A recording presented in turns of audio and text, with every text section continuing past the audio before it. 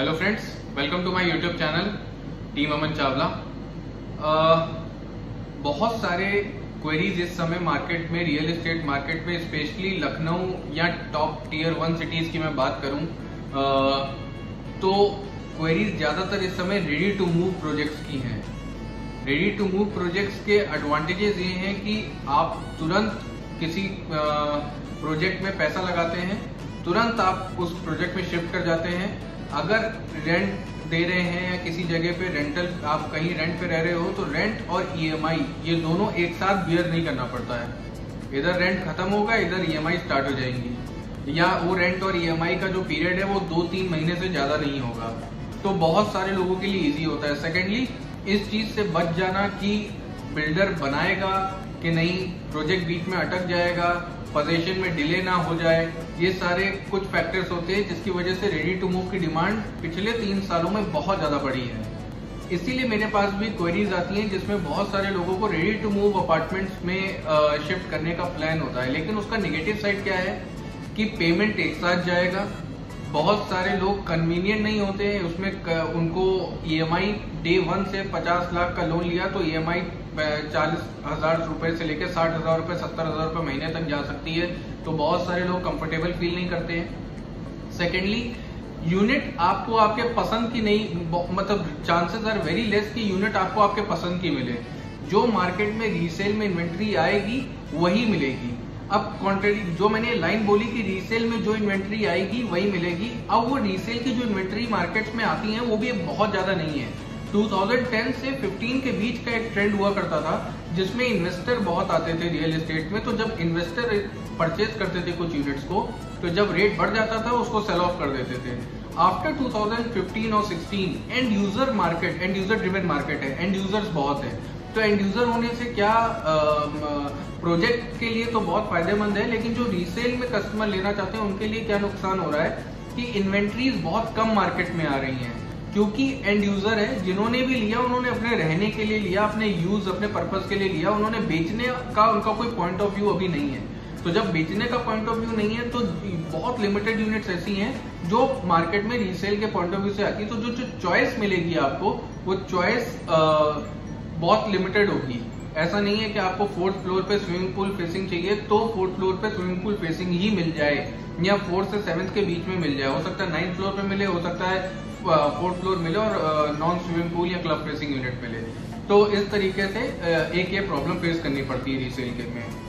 और थर्ड, जो प्रीमियम पे करना पड़ता है जिसमें बहुत सारे कस्टमर कंफर्टेबल नहीं होते हैं। तो 3 फैक्टर्स जो हैं जिस वजह से रीसेल में थोड़ा प्रॉब्लम्स आते हैं, इस वजह से थोड़े कस्टमर अंडर कंस्ट्रक्शन में जाना चाहते हैं, लेकिन जिनको ये प्रॉब्लम नहीं लगती है वो रीसेल इन्वेंट्री में जाते हैं। तो क्योंकि मेरे पास रीसेल की बहुत सारी क्वेरीज आ रही थी, आज मैं ओमेक्स R2, ओमेक्स रेजिडेंसी 2 के बारे में आपसे बात करने आया हूँ। एक तो ये रेडी टू मूव प्रोजेक्ट है, पोजीशन दे दिया है और फैमिलीज अंदर शिफ्ट हो चुकी हैं। क्योंकि पिछले 6 महीनों में बहुत सारा डेवलपमेंट या बहुत सारी मूवमेंट आई है उस प्रोजेक्ट में, बहुत लोग लेने के लिए इंटरेस्टेड है, बहुत लोगों ने ले लिया है, फिर भी जानना चाह रहे हैं। तो मेरे पास कई क्वेरीज पड़ी थी इस प्रोजेक्ट के लिए। तो आज पर्टिकुलरली मैं ओमेक्स R2 के बारे में बात करूंगा, और आज का ये वीडियो पर्टिकुलरली उन लोगों को ज्यादा समझ में आएगा या ज्यादा फेवरेबल या ज्यादा उनके पॉइंट ऑफ व्यू से है जो ओमेक्स R2 में लेने का प्लान कर रहे हैं, ले चुके हैं, या ready to move Gomti Nagar extension sector 7 area में अपना कोई ढूंढ रहे हैं। Omaxe R2 Gomti Nagar extension sector 7 जैसा मैंने बताया और वहां पे है, और सेक्टर 7 का लोकेशन हाइलाइट्स मैं ऑलमोस्ट हर वीडियो में बात करता हूं, तो मेरे पुरानी वीडियोस को रेफर करिएगा। गोमती नगर एक्सटेंशन सेक्टर 7 में क्या डेवलपमेंट्स है उसके लिए। प्रोजेक्ट के बारे में अगर मैं बात करूं तो इसमें सिर्फ 3 BHK के ऑप्शंस हैं। 3 BHK 1575 स्क्वायर फुट और 3 BHK 1775 square foot. 1575 square foot वाली यूनिट विदाउट सर्वेंट है और 1775 स्क्वायर फुट वाली यूनिट विद सर्वेंट है। अब मैं प्राइस रेंज की बात करूं तो 1575 स्क्वायर फुट वाली जो यूनिट या जो 1575 स्क्वायर फुट वाली यूनिट है वो 70 लाख की रेंज में आएगी। 65 से 70 लाख की रेंज में रीसेल प्राइस, और 1775 स्क्वायर फुट वाली यूनिट जो है वो अप्रोक्सीमेटली 75 से 80 लाख, 72-73 से 80 लाख के प्राइस ब्रैकेट में यूनिट आएगी। इन सम ऑफ द केसेस कुछ इन्वेस्टर आज भी ऐसे हैं जिनकी यूनिट सेकंड या थर्ड फ्लोर पे और वो 80 प्लस 81, 82, 83 लाख तक भी डिमांड आज के टाइम पे कर रहे हैं। तो इधर अब इस पॉइंट को समझना बहुत जरूरी है कि मेरी जेब से अभी 80 लाख निकल जाएगा या 75-70 लाख निकल जाएगा, तो क्या वो वैल्यू फॉर मनी है ओमेक्स R2 में इस समय परचेज करना? लोकेशन को देखते हुए तो डेफिनेटली इतने बड़े साइज, क्योंकि जैसे जैसे प्रोजेक्ट हाल ही में लॉन्च होते जा रहे हैं 2016, 2017 ऑनवर्ड्स में, तो आपने एक चीज फील करी होगी कि साइज श्रिंक होता जा रहा है। पहले 3 BHK 2000 स्क्वायर फुट तक भी आए हैं, फिर वो घट के 1700 पे रह गए, फिर वो 1400-1500 पे हो गए और अब तो 1100-1200 पे हो गए। और आने वाले कुछ 2 प्रोजेक्ट ऐसे हैं, मैं अभी नाम डिस्क्लोज नहीं कर पाऊंगा, उसमें 3 BHK 1000 स्क्वायर फुट की रेंज में भी आने वाला है। 1020 या 1030 स्क्वायर फुट में 3 BHK और 790 या 820 स्क्वायर फुट में 2 BHK। और अगर मैं मेट्रो सिटीज की बात करूं लाइक पुणे और बॉम्बे को तो हटा ही दे, पुणे और बैंगलोर की, तो वहां पे ये कॉन्सेप्ट आ चुका है कि 3 BHK 800, 700 से 800, 850 स्क्वायर फुट पे 3 BHK प्रोजेक्ट है जिनकी कॉस्ट 60 लाख अबव है, विद इन 60 नहीं 60 और 70 या 60 और 75 के रेंज में है, बड़ी ब्रांड्स के प्रोजेक्ट हैं। तो क्योंकि ये पुराना प्रोजेक्ट है, जिनको रूम साइज बड़े चाहिए, ड्राइंग रूम बड़ा चाहिए, और ओमेक्स एक ब्रांड अभी थोड़ा सा मुश्किल समय चल रहा है, लेकिन ओमेक्स एज अ ब्रांड एक रेप्यूटेड ब्रांड है। बहुत ज्यादा प्रोजेक्ट्स, लगभग 50 से ज्यादा प्रोजेक्ट पूरे NCR लखनऊ मिला के डिलीवर किए हैं उन लोगों ने। पंजाब में, चंडीगढ़ में भी एक्टिव हैं ये बिल्डर। तो रेप्यूटेड ब्रांड है, पोजीशन देना जानते हैं और पोजीशन लोगों को दिया है, और इन्वेस्टर फ्रेंडली बिल्डर है। बहुत सारे इन्वेस्टर्स को बहुत अच्छे रिटर्न्स दिलाए हैं इस बिल्डर ने। तो अभी अगर मैं बात करूं तो क्योंकि लोकेशन अच्छी है और आसपास में सारा मेडिकल इंफ्रास्ट्रक्चर हो या एजुकेशनल इंफ्रास्ट्रक्चर हो बहुत अच्छी तरीके से आ रहा है। शॉपिंग्स के लिए high end market, high end malls आ रहे हैं। ओमेक्स का खुद ही R2 के सामने एक मॉल आ रहा है। तो ओवरऑल लोकेशन बहुत अच्छी है, प्रीमियम लोकेशन है। रूम साइज बहुत बड़े हैं, इतने बड़े रूम साइज इस प्राइस ब्रैकेट में अभी मिलना थोड़ा मुश्किल है, क्योंकि नॉर्मली 1500 स्क्वायर फुट का 3 BHK उस एरिया में विद 2 बाथरूम, उस एरिया में अप्रोक्सीमेटली 60 लाख 62 लाख की रेंज में आ रहा है। और अगर थर्ड पॉइंट पे मैं बात करूं तो क्या सबसे बड़ा एडवांटेज है कि रेडी टू मूव है, SBI से लोनिंग है, बाकी नेशनलाइज बैंक से लोनिंग है। अब इस प्रोजेक्ट को 3 पैरामीटर्स में समझना जरूरी है।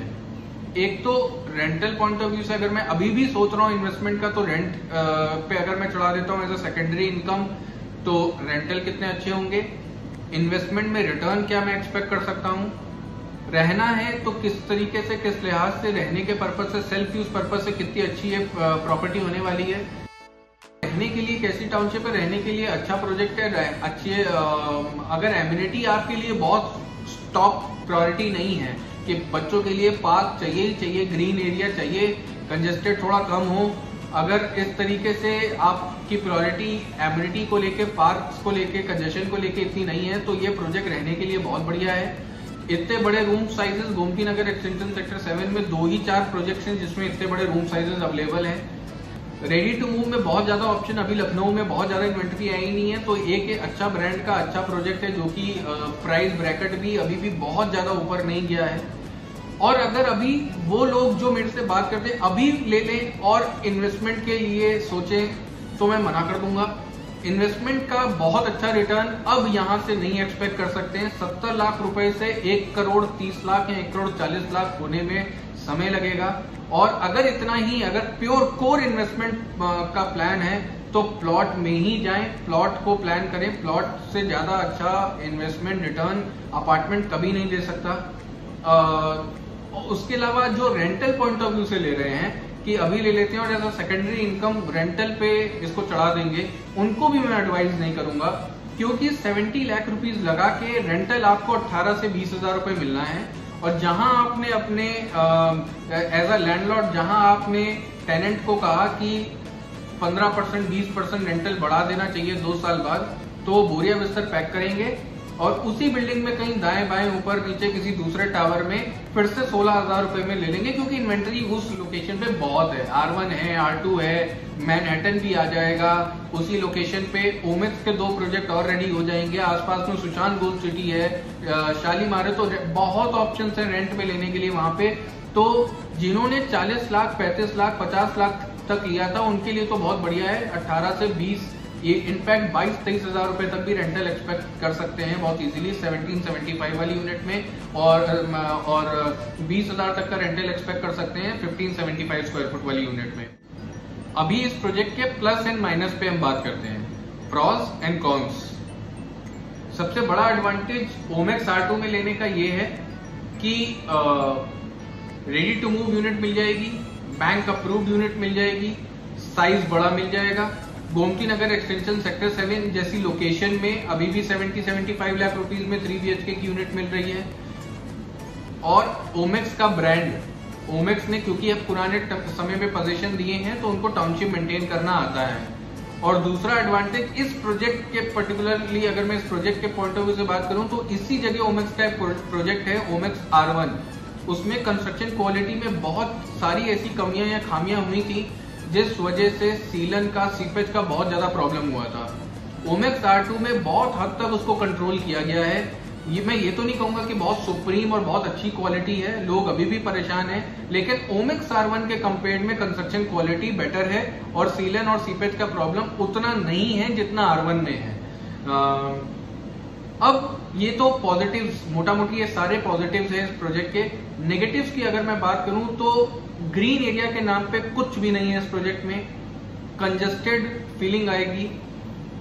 जो बीच में एक स्विमिंग पूल दिया है, सिर्फ एक बहुत बड़ा स्विमिंग पूल है पूरे टाउनशिप में एमिनिटीज के तौर पे, इसके अलावा कुछ भी नहीं मिलेगा एमिनिटीज में। Fourth, construction quality is not up to the mark. मैं 70 लैक्स, जिन्होंने इसको 25, 30, 40 लैक्स तक में लिया है उनके लिए कंस्ट्रक्शन क्वालिटी मैं ये तो नहीं कहूंगा बहुत अच्छी है, लेकिन फिर भी फेयरली गुड इनफ।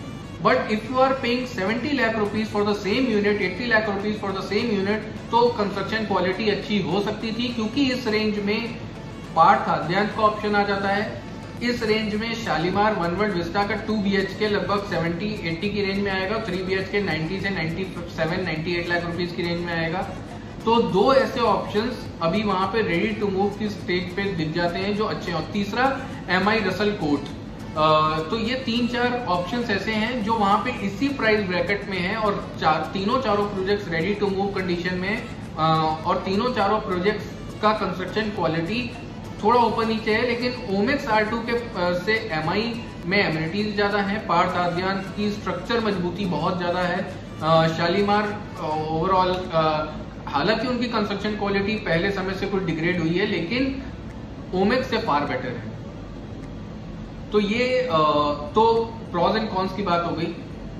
ओवरऑल अगर मुझे ओमेक्स R2 को रेटिंग देनी होगी रहने के पॉइंट ऑफ व्यू के हिसाब से, क्योंकि मेरे समझ से ओमेक्स R2 जो एंड यूजर है, जिनको रहना है, सिर्फ उनके लिए एक बहुत अच्छा प्रोजेक्ट है रहने के लिए, लोकेशन वाइज और बाकी सब एमिनिटीज वाइज और बाकी सब जो लोकेशन के आसपास में डेवलपमेंट है उसको लिहाज में रखते हुए। तो मैं 2.5 आउट ऑफ 5 की रेटिंग देना चाहूंगा। 2.5 इसलिए काट रहा हूं मैं क्योंकि 70 लैक्स के हिसाब से कंस्ट्रक्शन क्वालिटी और अच्छी हो सकती थी, एमिनिटीज और अच्छी हो सकती थी। थर्डली उस एरिया में इन्वेंट्री बहुत आने वाली है और बहुत रोड्स जो हैं वो बहुत ज्यादा चौड़ी नहीं है, बहुत ज्यादा अगर आप थोड़ा सा उस प्रोजेक्ट को देखा है या देखने जाएंगे तो जो रोड्स हैं वो 18 मीटर, 24 मीटर इस तरीके की रोड है और उस रोड पे जो पॉपुलेशन चलेगी एक टाइम पे वो 20,000 से 25,000 ऑडियंस, 25,000 लोग उस रोड्स को यूज करेंगे, क्योंकि वहां पे टोटल 7 या 8 बड़े बड़े प्रोजेक्ट्स हैं जिसमें किसी में 500 फैमिलीज हैं, किसी में 300 फैमिलीज हैं, किसी में 700 फैमिलीज आएंगी। तो ये सब जब 5-10 साल बाद बन जाएगा तो 15-20 हजार लोग उस रोड को यूज करने वाले, उस हिसाब से जो उसकी चौड़ाई है वो उतनी नहीं है और ग्रीन एरिया भी थोड़ा सा कम है। ये सारे फैक्टर्स को दिमाग में रखते हुए मैं इस प्रोजेक्ट को 2.5 रेटिंग दे रहा हूं। उम्मीद कर रहा हूं मेरे वीडियोस, मेरा कंटेंट आपको पसंद आ रहा होगा और क्योंकि मेरे पास बहुत सारी क्वेरीज पिछले 4 दिन में बढ़ गई हैं कंस्ट्रक्शन अपडेट को लेके, तो वैसे क्योंकि मैं ये लाइन बोल रहा हूँ तो बहुत सारे मेरे जो चहीते लोग हैं वो अपने अलग अलग चैनल्स पे इसको डाल लेंगे, तो उससे भी आपको अच्छा एडवांटेज मिल जाएगा। नहीं तो मेरे अगले 5 दिनों में टोटल लखनऊ के 7 या 8 प्रोजेक्ट्स का कंस्ट्रक्शन अपडेट आपके पास मैं शेयर करता रहूंगा इस चैनल पे। फॉलो करते रहें, इस चैनल को सब्सक्राइब करें, मैक्सिमम सब्सक्राइब करें। जितना ज्यादा आप सब्सक्राइब करेंगे उतना ज्यादा मेरे लिए बहुत इजी होने वाला है, और इनफैक्ट अगर मेरे लिए इजी होने वाला है तो आप ही के लिए इजी होने वाला है कि आपको बहुत क्लियर कट इन्फॉर्मेशन आप तक पहुंचेगी और स्ट्रेट आप तक पहुंचेगी। और अभी 2 चीजें हम लोगों ने बहुत एक नई इंट्रोड्यूस करने वाले हैं जो अभी अगले 2-4 वीडियो में मैं आपके साथ शेयर करूंगा। रियल एस्टेट का जो समझने, जो भी ऑडियंस इस समय मेरे चैनल को देख रही है, रियल एस्टेट को अभी सिर्फ इतना समझ पाए हैं, उसका पैरामीटर ही हम बड़ा करने जा रहे हैं और उससे बहुत लोगों को बहुत कुछ शायद फायदा मिले। और क्योंकि क्वेरीज आती हैं उस तरीके की, तो अभी ज्यादा खुल के नहीं मैं बात कर पाऊंगा इसको। चलिए नेक्स्ट वीडियो या कमिंग वीडियोस में इसको डिस्कस करेंगे। अभी के लिए मेरे चैनल को फॉलो करें, वीडियोस को लाइक करें, अपने फ्रेंड फैमिली अपने दोस्तों में इस वीडियोस को शेयर करें और मुझे खूब सारा सब्सक्राइब करें। Thank you so much.